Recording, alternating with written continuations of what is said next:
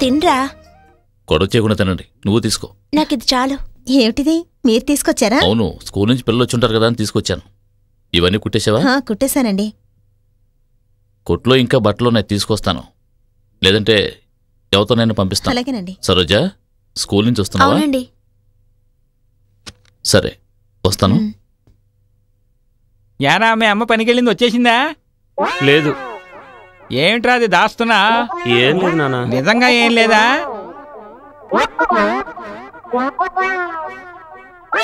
ఏంట్రా అది పొగొస్తుంది? సిగరెట్టా? ఆనంద్, 10 పైసల సిగరెట్ ఎక్కడ నేను అడుగుతానని దాచేసుకుంటున్నావా? అలాంటిదేం లేదు నాన్న. ఒరేయ్, డబ్బు వేళ ఉంటుంది, రేపు పోతుంది. మంచి మనసు ఉండాలిరా.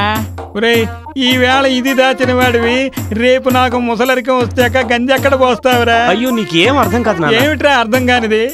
ఊరందరికీ తెలియాలని నీ పేరు వేసిన వాల్ పోస్టులు అంటిస్తే నా పేరు ఎయిరా అంటే కాదంటున్నావా?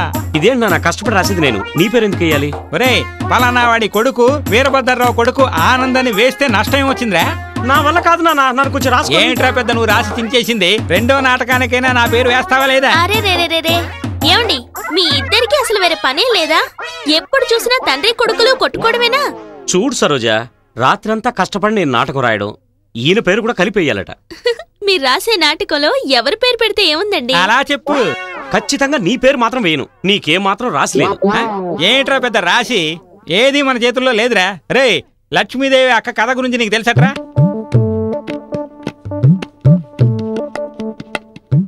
లక్ష్మి వాళ్ళ అక్క కదా, అదేమిటండి? చెప్తా విను సరోజా. అదేమిటంటే, ఒక పెద్ద మనిషి కొత్త ఇల్లు కట్టాడట. ఆ ఇంట్లో ఉన్న మనుషులందరినీ పిలిచి, మీరందరూ కూడా కొత్త ఇంటికి సాయంత్రం 6ంటికి వస్తే చాలని చెప్పి, నేను ఒక్కడనే రాత్రికి అక్కడ పడుకుంటానని చెప్పి, ఆ పని చేసేదాన్ని మాత్రం 3 గంటలకే పంపించేయమని చెప్పాడట.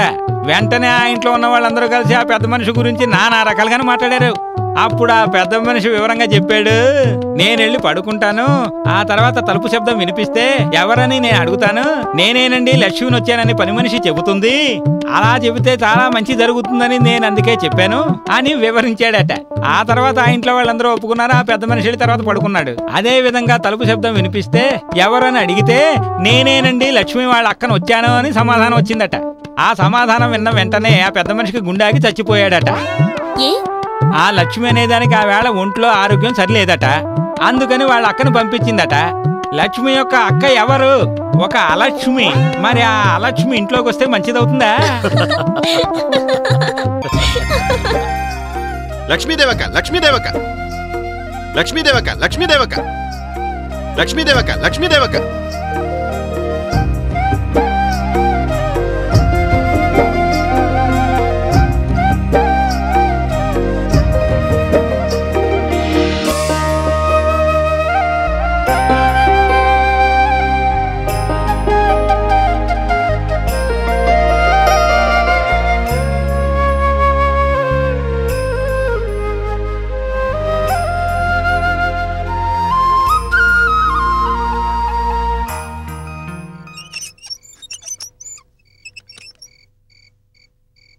ఏం సార్, ఈ టైంలో ఇక్కడున్నారేంటి?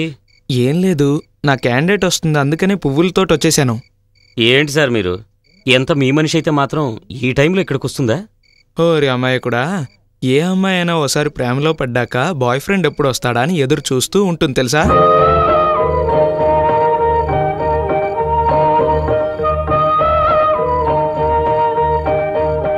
వస్తాడు నా రాజు ఈరోజు, తానే వస్తాడు నెల రాజు ఈరోజు. ఓరి అమ్మాయి కూడా, ఏ అమ్మాయి అయినా ఓసారి ప్రేమలో పడ్డాక బాయ్ ఫ్రెండ్ ఎప్పుడు వస్తాడా అని ఎదురు చూస్తూ ఉంటుంది తెలుసా?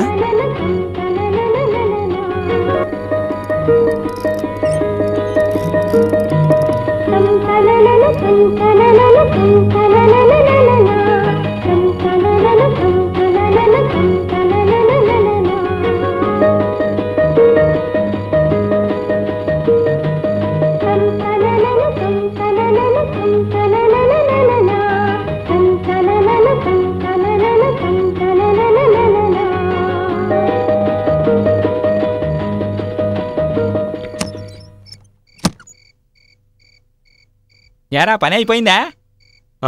యారా పని అయిపోయాక తిన్నగా ఇంటికి వచ్చావా లేదా అన్నట్టు లేకుండా ఆ టీ కొట్లో అసలు నీకేంట్రా పని? పని అయిపోతే ఇంటికి వచ్చావని లేకుండా ఇష్టం వచ్చినట్టుగా చేస్తున్నాడు. అసలు బాధ్యత అనేదే లేదు. ఏంటన్నా మరి ఇక్కడేనా? రే ఈ సమయంలో ఇక్కడెవర్రా చూస్తారా?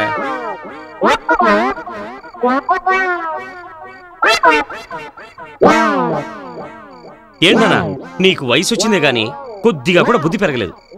రే ఏంట్రా నువ్వు తొందరగా వచ్చిందని ఇక్కడ పోసుకుంటే అది కూడా తప్పే. నీ ఇష్టం మాట్లాడుతున్నావు. సరే లోపలికి రారా. రాత్రే ఉతకమన్నాను కదే, స్కూల్కి వెళ్ళే టైంలో ఇప్పుడు ఉతకడం ఏంటి? తొందరగా రా. వస్తున్నాను, ఒకే ఒక చొక్కానే. ఏ అక్క 10 పైసలు ఇవే. ఎందుకురా? సింధుబాద్ లో పిల్లిని కుక్క కాపాడిందన్నారు కదా, ఇదిగా చూడు.